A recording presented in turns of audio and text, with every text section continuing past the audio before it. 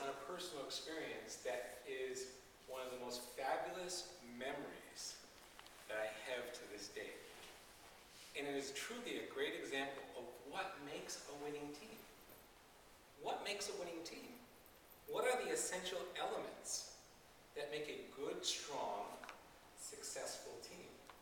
To be able to accomplish the areas that we want to succeed in. What elements are essential? I believe it comes down to basically 3 essential elements, the ingredients that make a successful team. I'm sure there are many, but if you boil them down, they probably wind up in one of these categories. One is to have that winning attitude. Attitude. Everybody has heard attitude is everything. To take on the day or any moment or any task with that winning attitude, both as an individual as well as a team member.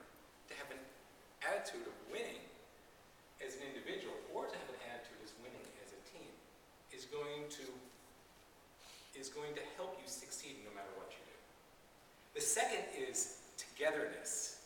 Well, what is a team if you're not working together? How many times have we heard that he or she is not a team player? Well, that means they're doing something completely different and are not working on the common goals.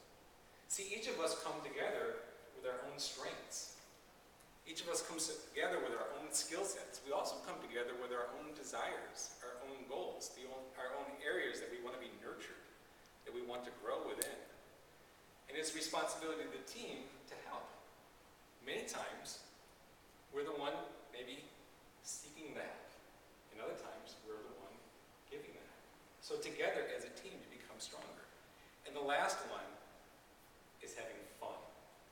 What is anything if you can't have fun? So those 3 elements, as I take you through this story, the event that happened in my life, those 3 elements really socked it home for me. It was 1980, and I was in a college called Skill College. I don't know if anybody's heard that. State University of New York, upstate New York. And I was on a cross-country running team. That was my sport. My roommate, John, was also on this same team. And he had this wild and crazy idea. He saw a flyer. It was a town that was about an hour and a half away called Auburn, New York. And every year they had an annual event called the Great Winter Race. It was a relay race. There were 5 legs to this race. There was a speed skater that started off first. Then there was the snowshoer racer, that was me. I drew that straw. Bummer. Then there was the first 5K runner. Then there was a second 5K runner. And it was finished off by a cross-country skier. This was an awesome event. Now, as we registered, and we got in at the last day, made the window by just one day. As we registered for this event, we were being told, watch out. These guys that train for this typically start the day after the event ended last year. Or at least most of them are doing it for 6 months. But as buddies that went to a college, and each of us was in some form of athletics, we knew we had that winning attitude. We knew that we could work together as a team. And above all, we were going to at least have fun. So as it got down to the wire, and we had to it was almost like a 30-day thing before we could prepare. We had to recruit 5 people. I was the snowshoer. My friend Kirk was the speed skater. He had played hockey when he was a kid. John, my roommate, was one of the 5K runners, and Bill was the other 5K runner, and Brian, who was a very good friend of mine, was the cross-country skier. I had never run in snowshoes before. I had this image of big tennis rackets on my feet.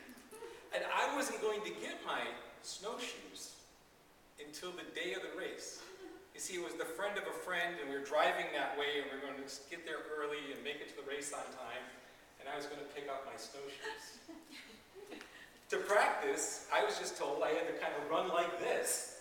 And I had already been a runner, but as it turned out, I was just practicing in my mind and physically trying to get accustomed to the snowshoes. When the day of the race began, the intimidation factor was there. People had uniforms. Some of these guys, you would size them up and say, well, they look like, champions. When we started, when the gun went off, Kirk did his all-time best, but he hadn't been on skates for years. He was sweating. You could tell he was struggling. He fell a few times, but he never gave up. And the rest of our team thanked him for doing that. See, we were not all about trying to blame anybody. As a team, we all want to succeed, even if one of us has a weakness. So we were cheering him on, and there was really no time to say anything, but when he got off, there was a vest that had to be put over me, and I had to get on my snowshoes, and they were already strapped to my feet. I had to start running. The blessing was, a whole field of snowshoers had already gone before me. The snow was packed, and I was flying like crazy, and I was passing a number of people. John took off after me, and he did awesome. Bill, then Brian. And in the midst of the confusion, when we got to the finish line to wait for the cross-country skier, we didn't know where we were. We didn't know what our rank was. We just knew where we started. About 500 yards at the tree line to a large field of snow, a speck comes out. It's Brian. He didn't have to. He was so far ahead of everybody else, he could have coasted in. But he did one of these double pole, I'm sure you've seen in the Olympics, where they're like skating on skis, and swish, swish, swish with the energy. This guy not only got us first place, got the trophy, but here's the thing. Winning is a big thing, but we really already won, because we accomplished the three things. The one was being able to have that winning attitude in everything that we did. Working together as a team, regardless of the weakest to the strongest, didn't matter. And above all, we had fun. And as we look at each other, we are a team. We are a team of Toastmasters. We are a team of this chapter called Sunsplash Speakers. We are a winning team. We all have that attitude of success. We all work together so well. And we all have fun. If you were to look up fun in a dictionary, it'd probably say Sunsplash Speakers.